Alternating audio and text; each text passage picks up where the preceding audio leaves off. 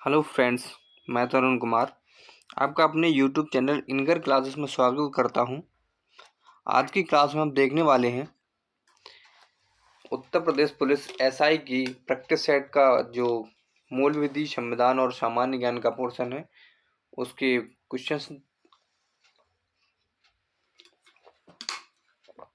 बहुत ही महत्वपूर्ण क्वेश्चंस।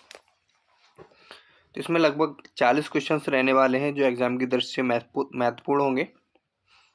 ज़्यादा टाइम ना लेते हुए चलते हैं क्लास की ओर। यदि आप हमारे चैनल पर नए हैं तो चैनल को सब्सक्राइब कर लें, साथ ही साथ बेल आइकन को भी दबा लें।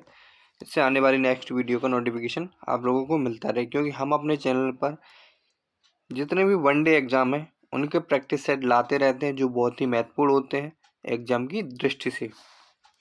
चलिए शुरू करते हैं। हमारा पहला प्रश्न है, आयकर अधिनियम 1961 कब से लागू हुआ था? जो आयकर अधिनियम है यह कब से लागू हुआ था? तो यह लागू हुआ था 1 अप्रैल 1962 से। कब से लागू हुआ था? 1 अप्रैल 1962 से इसको लागू किया गया था। आपका अगला प्रश्न है, निम्नलिखित में से कौन सा सूचना का अधिकार अधिनियम 2005 के अंतर्गत परिभाषित किया गया था? तो आपका जो सही जवाब है वो है जो 2005 के अंतर्गत परिभाषित किए गए थे, तो वो किए गए थे समुचित सरकार, समक्ष प्राधिकारी और सूचना, मतलब कि उपयुक्त सभी। ये तीनों हमारे अधिनियम में थे।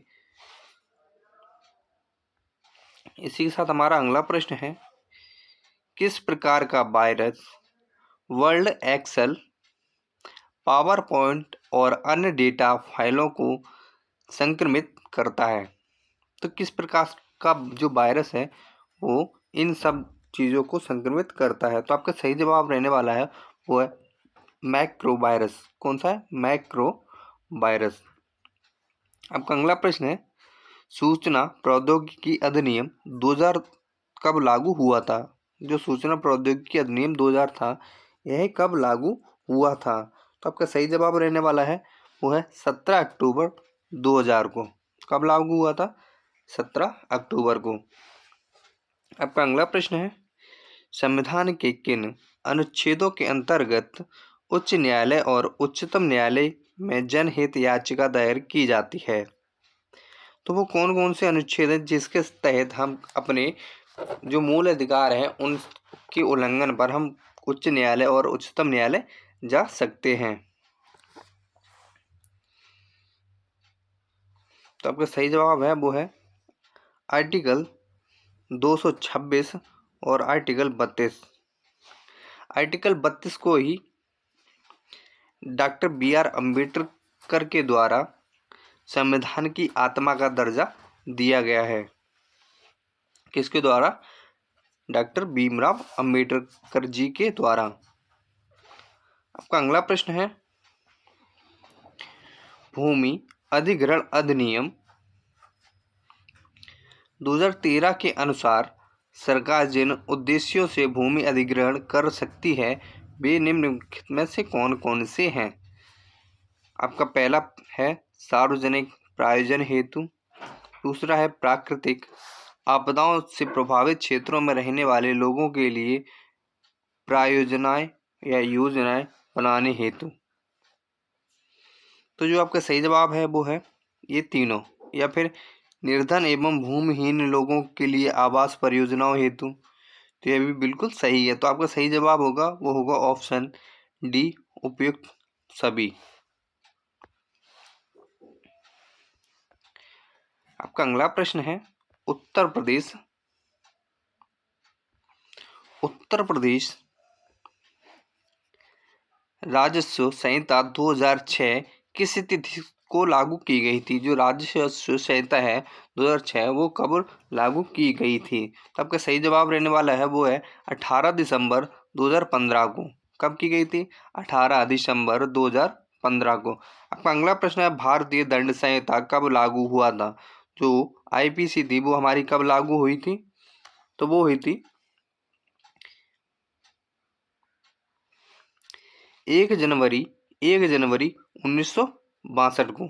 कब लागू हुई थी? 1 जनवरी 1962 को। उस समय हमारे भारत पर अंग्रेजों का राज चलता था। इसी के साथ हमारा अगला प्रश्न है, त्वरित न्याय तो त्वरित न्याय का अधिकार एक मौलिक अधिकार है।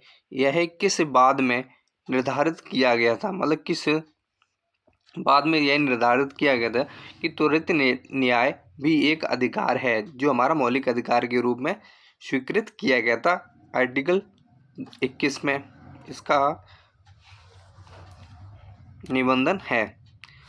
तो आपका सही जवाब रहने वाला है वो है हुसैन आरा खातून बनाम बिहार राज्य सरकार। यह जो केस हुआ था इसमें यह निर्धारित किया गया था कि त्वरित न्याय भी हमारा एक मूल अधिकार है, यह भी हमको मिलना चाहिए। इसी के साथ हमारा अगला प्रश्न है, न्यूनतम कितनी आयु का व्यक्ति बिना गियर वाली मोटरसाइकिल चला सकता है? जो बिना गियर वाली मोटरसाइकिल होती है, जो अभी ईवी इलेक्ट्रिक बाइक चल रही है, वो कितने साल, न्यूनतम कितने वर्ष तक आयु का बच्चा चला सकता है? तो आपका सही जवाब होगा वो होगा 16 वर्ष। इस टाइप के भी क्वेश्चंस पूछ लिए जाते हैं यूपीएसआई में, तो इन ऐसे क्वेश्चंस बहुत पूछे जाते हैं। यदि वीडियो आप लोगों को पसंद आ रही है तो वीडियो को लाइक कर दें, साथ साथ चैनल को भी सब्सक्राइब करते रहें। आपका अगला प्रश्न है, सर्वोच्च न्यायालय में कुल कितने न्यायाधीश हैं? वर्तमान में सर्वोच्च न्यायालय में जो कुल कितने न्यायाधीश हैं, मतलब सुप्रीम कोर्ट में कुल कितने न्यायाधीश हैं? तो आपका सही जवाब रहने वाला है वो है 34। ये किस तरीके से है? ये 33+1 के रेशियो में है। एक मुख्य न्यायाधीश है, बाद बाकी के 33 अन्य न्यायाधीश हैं।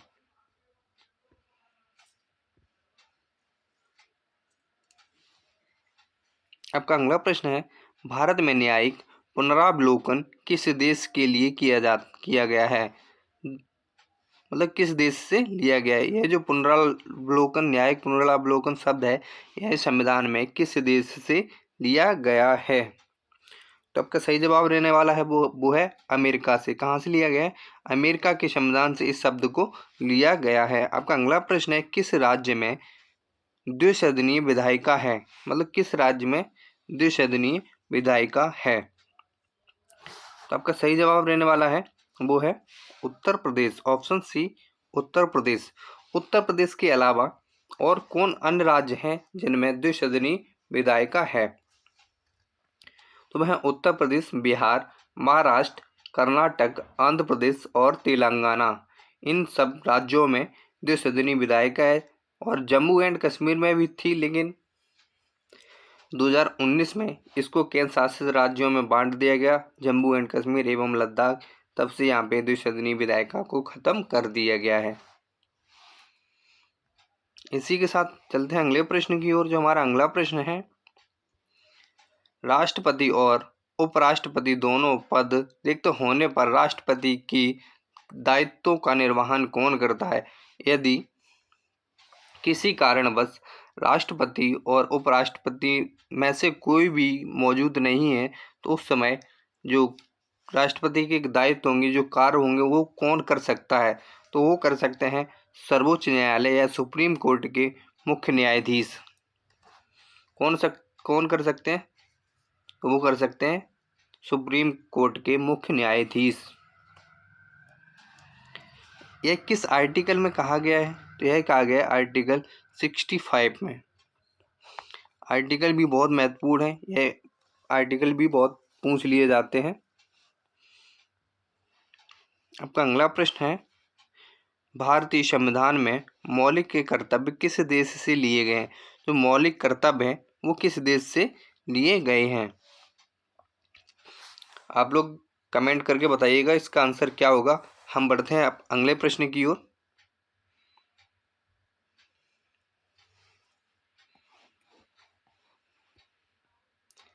हमारा अगला प्रश्न है, किस संशोधन द्वारा पंचायती राज से संबंधित प्रावधान संविधान में जोड़े गए हैं? जो पंचायती राज है, पंचायती राज किस संविधान संशोधन के द्वारा जोड़ा गया था? तो आपका सही जवाब रहने वाला है वो है 73वां संविधान संशोधन 1992 के द्वारा इसको जोड़ा गया था। आपका अगला प्रश्न है, किस मौलिक अधिकार को कानूनी अधिकार में परिवर्तित कर दिया गया था? किसको किया गया था? वो किया गया था संपत्ति के अधिकार को। पहले संपत्ति का अधिकार हमारा मौलिक अधिकार था, लेकिन बाद में से नॉर्मल अधिकार के रूप में, मतलब कानूनी अधिकार के रूप में इसको कर दिया गया। यह अब किस अनुच्छेद के तहत है? तो यह 300A में इसको रखा गया है। और अनुच्छेदों और भागों से संबंधित वीडियो मैं पहले ला चुका हूँ, वो बहुत ही महत्वपूर्ण वीडियो है पॉलिटी के लिए। यदि आप लोगों ने नहीं देखी तो उसको जरूर देख लीजिएगा, क्योंकि उसमें अनुच्छेद, कौन से अनुच्छेद किस भाग में है और किस भाग में क्या क्या चीज़ें हैं, वो सारी चीज़ें हमने उसमें उस वीडियो में डिस्कस किया है। इसी के साथ बढ़ते हैं अगले प्रश्न की ओर। राजदूत एवं उच्चायुक्त 2 विदेशों में नियुक्त होते हैं, वे किसका प्रतिनिधित्व करते हैं? तो वे किसका प्रतिनिधित्व करते हैं? तो आपका सही जवाब होगा राष्ट्रपति। आपका अगला प्रश्न है, उद्देशिका में किस संशोधन द्वारा प्रभुत्व संपन्न लोकतांत्रिक गणराज्य को प्रभुत्व संपन्न समाजवादी पंथनिरपेक्ष और लोकतांत्रिक गणराज्य में बदल दिया गया था? तो वो था 42वां संविधान संशोधन। किसमें? 42वें संविधान संशोधन 1976 में जो संशोधन हुआ था 42वां। और इसमें जो संशोधन हुए थे उन सारे संशोधनों को मिलाकर एक मिनी कॉन्स्टिट्यूशन के रूप में बन गया था।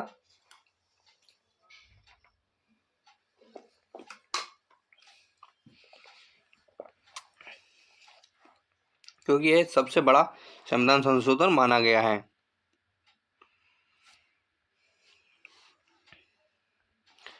आपका अगला प्रश्न है, समवर्ती सूची का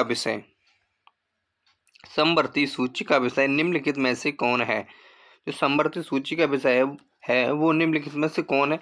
वो है दिवालिया और ऋण शोधन क्षमता। क्या है? दिवालिया और ऋण शोधन क्षमता। आपका अगला प्रश्न है,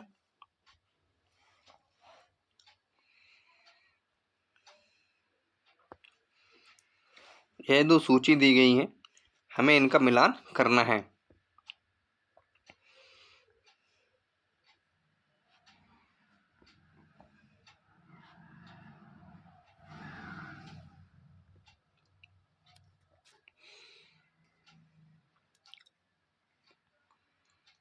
तो अब बताओ,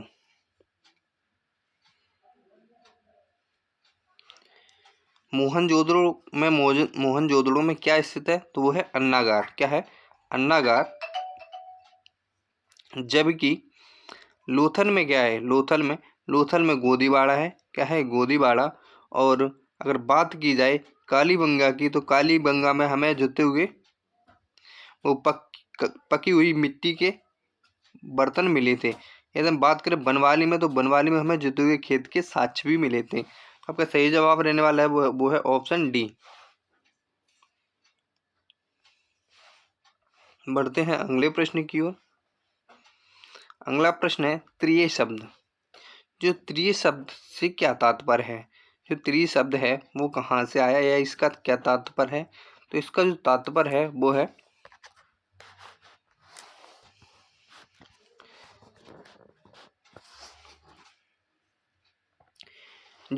जो स्टार्टिंग के 3 वेद थे, ऋग्वेद, सामवेद और यजुर्वेद, इन तीनों वेदों को त्रिय या त्रिवेद के नाम से भी जाना जाता है। जबकि अथर्ववेद हमारा बाद में आया था।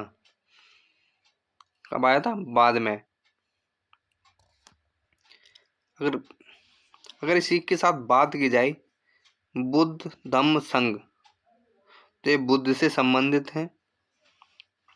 और ब्रह्मचर्य, गृहस्थ, वनस्थ, ये हमारे जीवन के कुछ चरण हैं। जो ऋग्वेद में प्रदर्शित किए गए हैं। आपका अगला प्रश्न है, निम्नलिखित में से कौन सा कथन इल्तुतमिश के संबंध में सही नहीं है?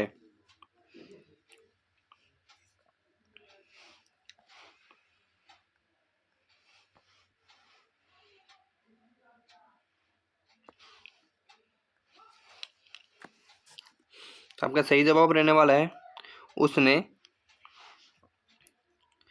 उसने एकता व्यवस्था का प्रचलन किया था। बिल्कुल सही है। उसने तुर्कान ए चिहलगानी का गठन किया था। यह भी बिल्कुल सही है। और उसने सल्तनत काल में सर्वप्रथम शुद्ध अरबी सिक्के चलाए थे। ये भी बात सही है। लेकिन उसने नियामत ए खुदाई के सिद्धांत का प्रतिपादन किया था। यह बिल्कुल गलत है। इसका प्रतिपादन उसने नहीं किया था।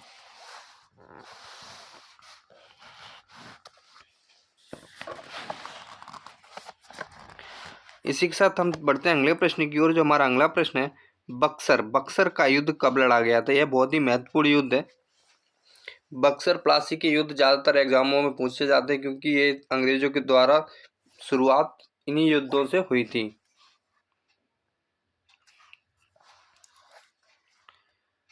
तो कब लड़ा गया था? तो वो लड़ा गया था 1764 ईस्वी में। कहाँ पे लड़ा गया था? बक्सर में।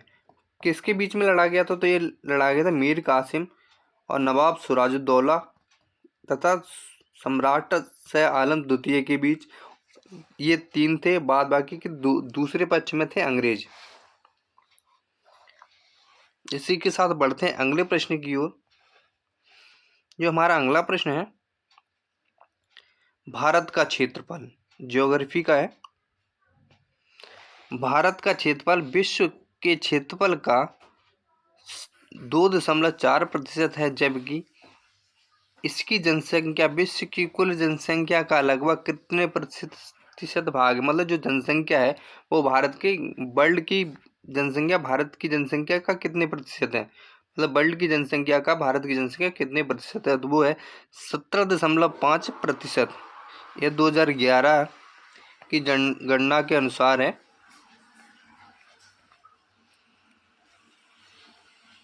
इसी के साथ बढ़ते हैं अगले प्रश्न की ओर। अगला प्रश्न है, कर्क रेखा निम्नलिखित में से किन राज्यों से होकर गुजरती है?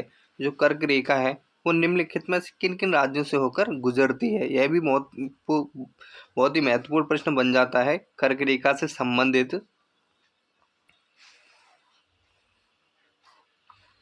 तो आपका सही जवाब होगा वो होगा छत्तीसगढ़ और झारखंड, जबकि आसाम और उत्तर प्रदेश से होकर नहीं गुजरती है। तो आपका सही जवाब है ऑप्शन डी, 1 और 4। अगर यहाँ से पूछा जाए कि कर्क रेखा किन किन राज्यों से होकर गुजरती है, अगर सभी राज्यों को लिया जाए तो कौन कौन से हैं? छत्तीसगढ़, झारखंड, उसके बाद गुजरात, राजस्थान, मध्य प्रदेश और पश्चिम बंगाल, पश्चिम बंगाल और त्रिपुरा।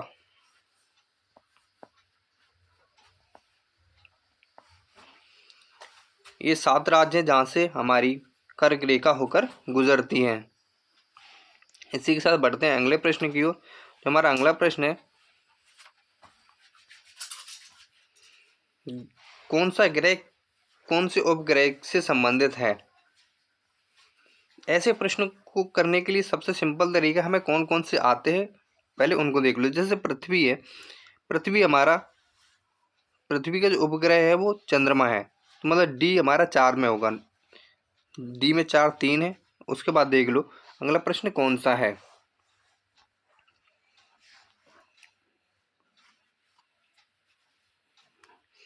अगर बात करें शनि की बात करें तो शनि के जो उपग्रह है वो है टाइटन। कौन सा है? टाइटन। अगर बृहस्पति की बात करें तो बृहस्पति का है गैनीमीड और मंगल का है फोबोस। तो आपका सही जवाब रहने वाला है वो है ऑप्शन सी, पहले का 3, बी का 1, सी का 2 और डी का 4। इसी के साथ बढ़ते हैं अगले प्रश्न की ओर। जो हमारा अगला प्रश्न है, 12 मई 2021 को प्रतिष्ठित पत्रिका फोर्ब्स ने विश्व के सबसे अधिक कमाई करने वाले शीर्ष 10 एथलीटों की सूची जारी की थी। उसमें शीर्ष पर कौन रहा था? तो आपका सही जवाब है वो है मैकग्रेगर। आपका अगला प्रश्न है, प्रधानमंत्री जीवन ज्योति बीमा की वार्षिक प्रीमियम, मतलब वार्षिक जो प्रीमियम जाती है वो कितने रुपए जाती है? तो आपका सही जवाब होगा वो होगा 330 रुपये। कितनी होगी? 330 रुपये। आपका अगला प्रश्न है,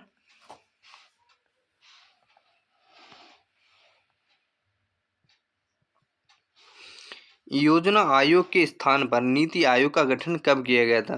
पहले हमारा योजना आयोग था, इसका नाम बदलकर नीति आयोग कर दिया गया। तो वो कब किया गया था? तो वो किया गया था 1 जनवरी 2015 को। कब किया गया था? 1 जनवरी 2015 को। अगर बात करें नीति आयोग के अध्यक्ष कौन होते हैं, तो जो नीति आयोग के अध्यक्ष होते हैं वो होते हैं वर्तमान पीएम। जैसे अभी वर्तमान में हमारे जो पीएम जी हैं वो है नरेंद्र मोदी जी, तो यही इसके अध्यक्ष हैं। आपका अगला प्रश्न है, भारत कला भवन संग्रहालय अब स्थित है, कहाँ पे स्थित है? कहाँ पर स्थित है? तो आपका सही जवाब रहने वाला है वो है वाराणसी में। कहाँ है? वाराणसी में। आपका अगला प्रश्न है, विद्युत शक्ति की इकाई है, जो विद्युत है उसकी इकाई क्या है, या उसको किस में नापा जाता है? तो क्या है? तो वो है वाट। इसका ऐसा ही मात्रा क्या है? वाट। इसको जूल प्रति सेकंड भी कहा जाता है। क्या? जूल पर सेकंड भी कहा जाता है। आपका अगला प्रश्न है, निम्नलिखित में से कौन सा पदार्थ फोटोग्राफी में प्रयुक्त होता है? कौन सा पदार्थ फोटोग्राफी में प्रयुक्त होता है? तो आपका सही जवाब रहने वाला है वो है सोडियम थायोसल्फेट। कौन सा है? Sodium thiosulphate. अगर बात की जाए इसके फॉर्मूले की, इसका जो फॉर्मूला होता है वो होता है Na2H2O3। यह फॉर्मूला भी एग्जाम में पूछ लिया जाता है, तो ये भी देख लेना एक बार। आपका अगला प्रश्न है, जंतु व्यवहार का अध्ययन, जो जंतु हैं उनका अध्ययन करने की विधि को क्या कहते हैं? तो उनको हम कहते हैं इथोलॉजी। क्या कहते हैं? इथोलॉजी। आपका अगला प्रश्न है, न्यूमेट्रोफर पाए जाते हैं, जो न्यूमेट्रोफर हैं वो कहाँ पाए जाते हैं? तो आपका सही जवाब है वो है उपयुक्त सभी।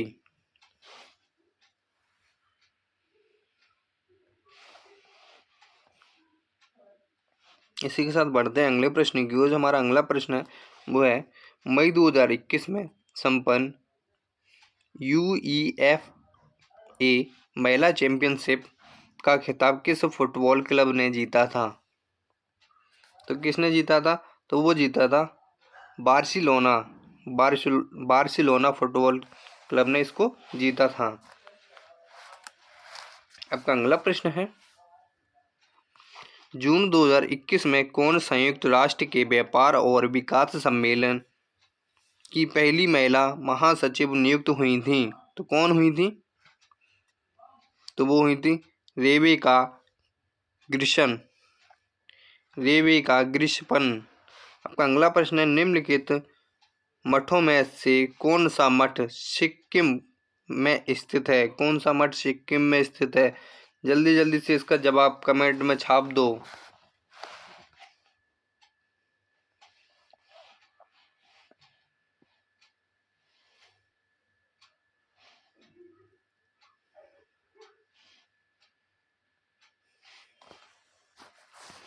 भारत की पहली पूर्ण अवधि वाली ट्रॉफी फिल्म कौन सी थी? तो आपका सही जवाब है वो है आलम। कौन सी है? आलम आरा। एक कब आई थी? तो यह आई थी 1931 ईस्वी में। ठीक है। उसके बाद ये क्वेश्चन नंबर 80 का भी जवाब आपको कमेंट में देना है। यदि आपको नहीं आता है तो कमेंट में लिखिएगा, तो इसका जवाब हम आपको अगली वीडियो में देंगे। मिलते हैं अगली वीडियो में, तब तक के लिए जय हिंद। लगे रहिएगा, पेपर जल्दी से जल्दी होने वाला है इसका भी। और हम लोग आप लोगों के लिए पुलिस कांस्टेबल की जो भर्ती आई है 62,000, उसका भी प्रैक्टिस सेट जल्दी से जल्दी लाने वाले हैं। वो भी पूरे 40 के 40 प्रैक्टिस सेट हम कराएंगे, हिंदी और जीएस के। तो आप लोग चैनल को सब्सक्राइब करना ना भूलिएगा। मिलते हैं अगली वीडियो में, तब तक के लिए जय हिंद।